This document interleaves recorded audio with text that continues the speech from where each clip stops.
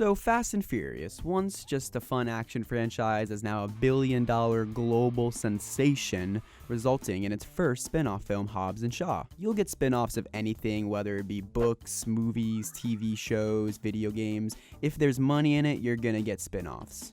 God, I hate it. I don't care whether you hate it. You said you'd do it. All right. Sometimes the spin-off can actually be more popular than its original creation. I think the most well-known example of this would be The Simpsons, originally being from the Tracy Ullman Show. But for every Simpsons, you have 100 Joeys. What the fuck is that?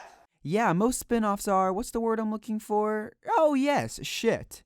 Is it because they're soulish cash grabs made from existing franchises? Is it because they can center around the child's comic relief character? Or is it because just not much thought is put into them? Yes.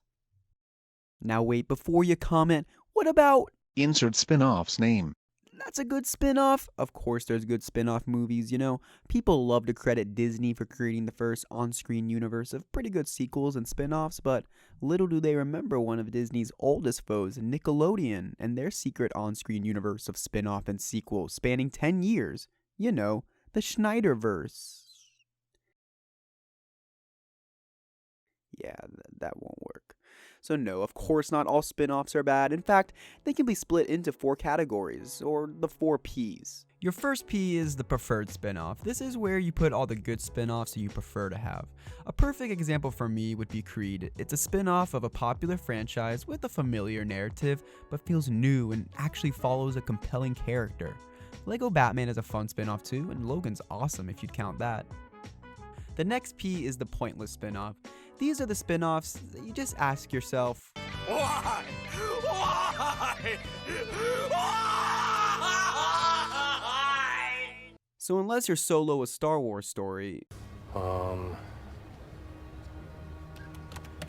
Solo. most of these only come with decent origins anyway. Madagascar, a fine animated movie. Penguins of Madagascar with its own spin-off show. The Mummy, a fun action franchise. The Scorpion King, with 4 sequels. What the fuck? The next P is the potential spin-offs. Now, these sting because usually these have premises that could actually be good. Alien vs. Predator, you know, teased over various media for years, and then, a Wolverine movie about his origins and the Weapon X program. Yeah, we know what happened there. Sometimes these spin-offs can even start pretty good and then, you know, take a tumble. So that brings us to our 4th and final P. But what could be left? We've talked about the good spin-offs, the pointless, the letdowns. Well, that's the piss on the original spin-offs. These go beyond the point of pointless into just infamously bad territory.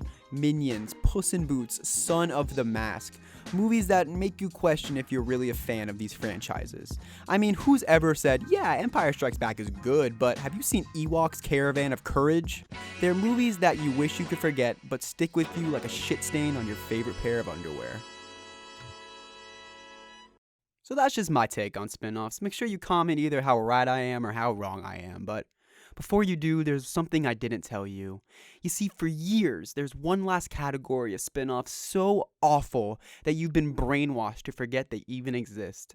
But I can't stand by and watch any longer. FBI, open up! Shit, listen, there's not much time, okay? They found me. Look, there's a 5th P. Spread the word. And don't forget about the worst spin-offs of all time.